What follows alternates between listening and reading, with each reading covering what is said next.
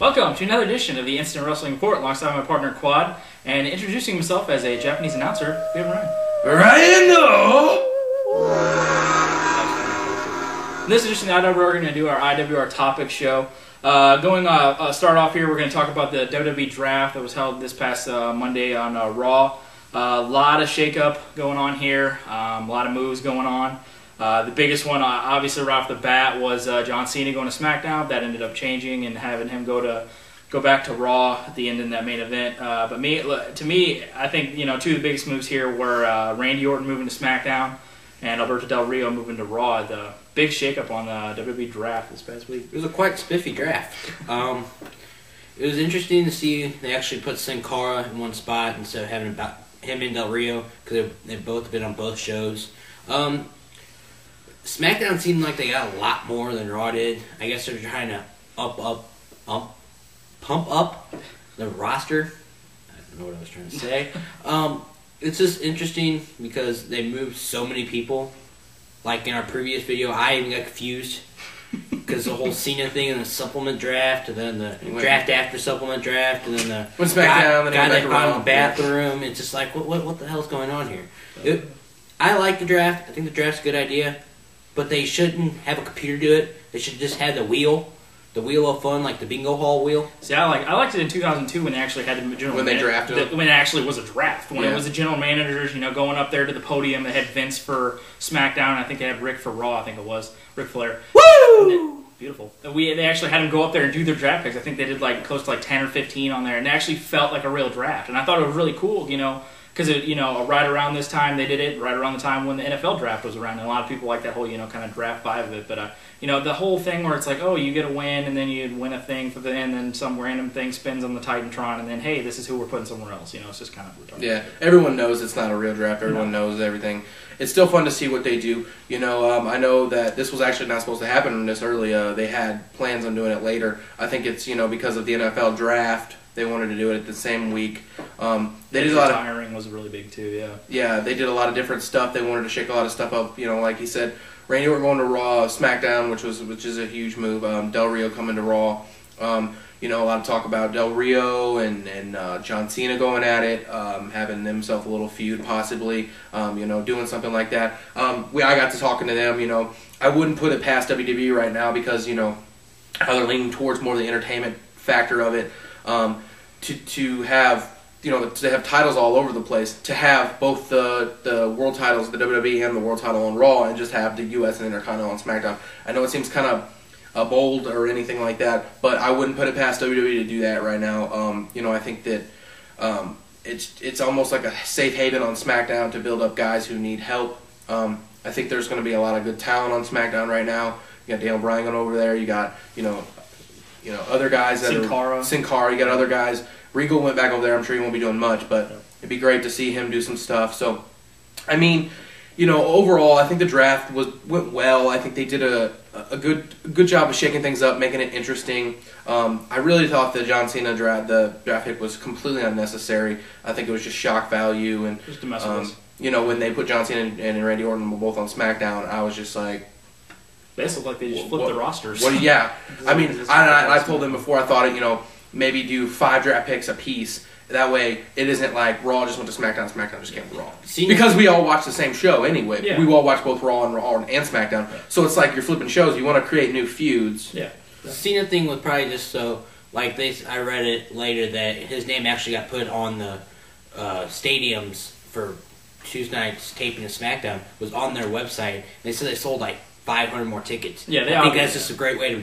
Yeah, they obviously want the number one guy on the show. And the biggest thing for me is just you move guys like Daniel Bryan and Sin Cara over to SmackDown, and really on SmackDown you get the longer matches to instead of on Raw where you get more of the promos and then more of that kind of stuff. But you really get the match qualities on SmackDown. I think guys like that can thrive. I think guys like Tyson Kidd and Ted DiBiase can really thrive over there too. I think it makes a lot of sense also because Raw, it's kind of hard for people to get over on Raw because it's a live taping. When you're on SmackDown, you have those guys who are really trying to get themselves going. I think it's a taped thing. I think if they mess something up, they can redo it or this or that. And I understand that makes a lot of sense. So Raw's kind of the live brand of it, and you gotta be on point for Raw.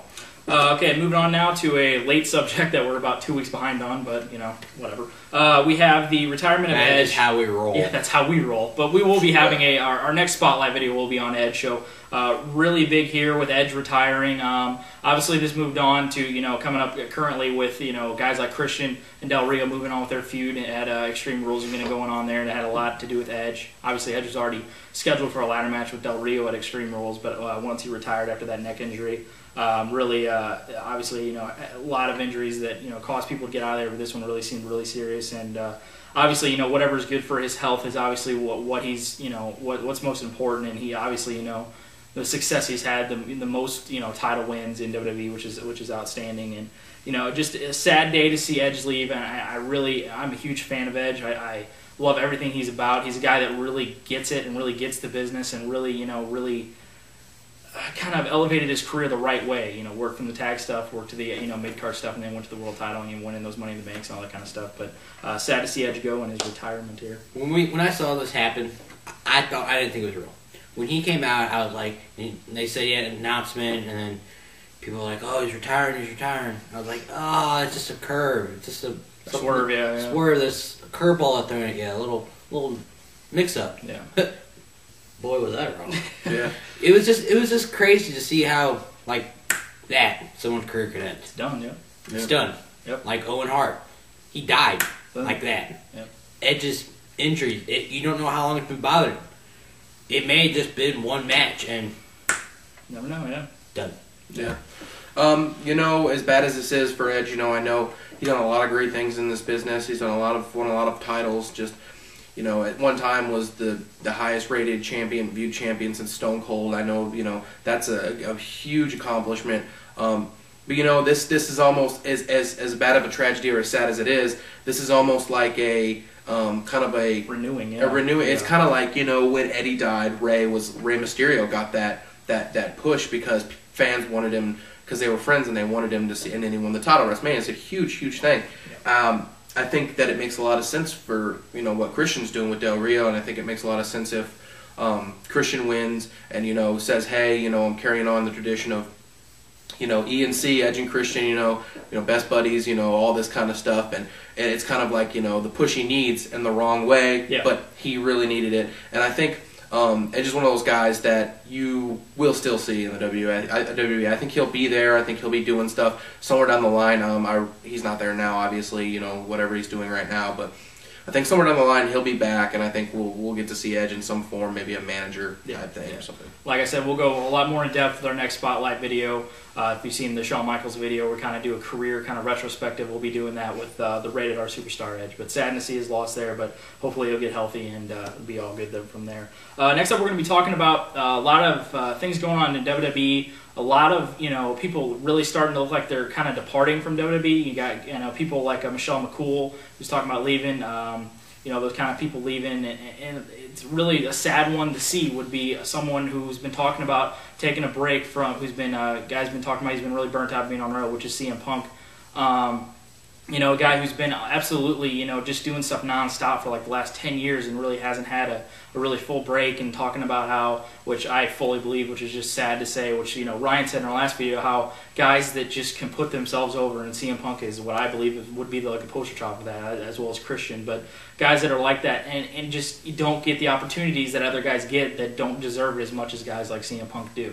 And he's talked out. He's very outspoken and will say what he thinks. And he's he said to many officials in WWE that he just feels like he's not getting the opportunities that he's getting. He's really upset with his position in WWE right now in the past year, which I fully believe in the chances that they've given him the last 2 years, and they just kind of just faded away and don't really do too much. But could be a sad loss and a lot of departures going on in WWE. I don't know. It's interesting. I know Punk's been going at it since probably early 2000s, somewhere around there. Yeah. It's just interesting, like we said about Edge. Your body takes so much heat, so much bruises, bumps. You fall. The mat's not a mattress. You're hitting something pretty hard. Yeah. I've been in the ring once. Amazing story, but We'll tell you that some other time. we'll tell you. But the whole Punk's getting burnt out, and then how they just keep burying him in a. Not buried him, but the feud with Orton, okay, there should be a title on that. There really should, I don't know. He deserves a title belt. even if it's an IC title belt, which he shouldn't have, but it's still a title belt. Yeah. They shouldn't just put him in a. It's so hard to put my hands around the whole Punk. He built his way up. He came from the ROH. He drank a cup of coffee at TNA. Then he went to WWE. First appearance was with John Cena at what pay-per-view was that? Well, he went into ECW first. He went to ECW, and then he built his way up. It wasn't like he went from a reality TV show straight to title shot. I don't know who you're talking about there. Or came from Mexico and went straight to title shot. Or just somebody like Bryan Danielson's even doing this now. He was real big in ROH, and he came up to WWE and was low man totem pole. Now he's building his way up. That's what CM Punk's doing. They're workers, yeah. They're hard workers, and you don't see them take a night off. Each house show, you see Punk's name on that card because people will come to see CM Punk. Right. Even if they don't like him, they'll boo him. But that's still money in WWE's pocket. Absolutely. WWE, hello, right here. Again, you need to give Punk what he wants. Give him a title shot. Make him the face of the company. John Cena's old. John Cena's little child's play toy. He's sitting on his hands. He's sitting on his hands currently waiting for The Rock because he's eating his Fruity Pebbles. You have to have a bitch. Punk needs to be a post boy. Yeah, CM Punk, like I said, I've said this before, like put himself over. He's the last of a dying breed, in my opinion, because now the way the WWE is with signing people, he's going to be the last guy you'll see that's going to keep his own name. You're never going to see another guy in the WWE hires off the indies who's going to keep his own name, which wasn't even, Vince's idea. Paul Heyman was the one who just was like, let him keep it. We need that edgy kind of feel, and that made a lot of sense, and that worked out a lot for him. He carried over what he did in Ring of Honor. He carried over what he did in the indies to the WWE. What made people like him or hate him in the indies and did it in the WWE. That proves to me that if you pick up a guy on the indies that's really popular, a Daniel Bryan or whoever those guys, you don't bring them in, you change their name, that's fine, but you don't try to change the way they do things. I understand, like I said, I've said this before, I'm a huge fan of underground hip-hop. A lot of people think, oh, these people are not good enough to be mainstream rappers. That's not it. They don't want to sell out, they want to do things their own way, and that's why you see a lot of guys on the indies don't want to get signed by the WWE or don't want to go to other companies like TNA because they don't want to change the way they wrestle and to change the character that they are. Yeah. That makes a lot of sense to me. CM Punk is one of those guys that he made his character himself. It worked in WWE. He kept his name. Everything he is completely the same.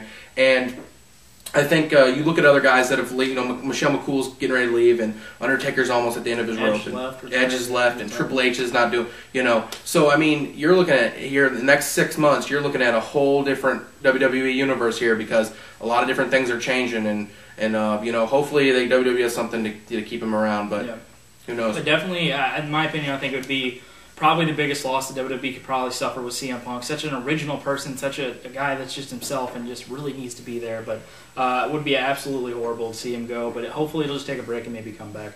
That will now wrap up our IWR Topix show. For my partners, Squad and Ryan, I'm your host, J-Man. Thank you for watching another edition of the Instant Wrestling for your source of West Wrestling news, information, and opinions instantly. Deuces!